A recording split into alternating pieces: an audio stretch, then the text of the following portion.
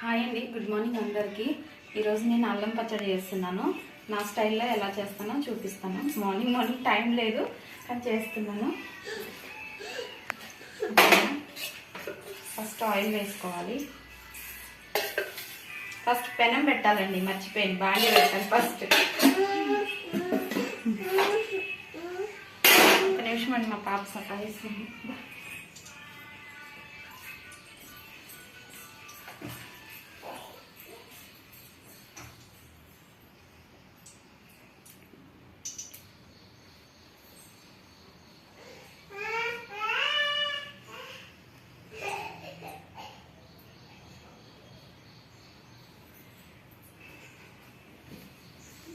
oil heat అయ్యాక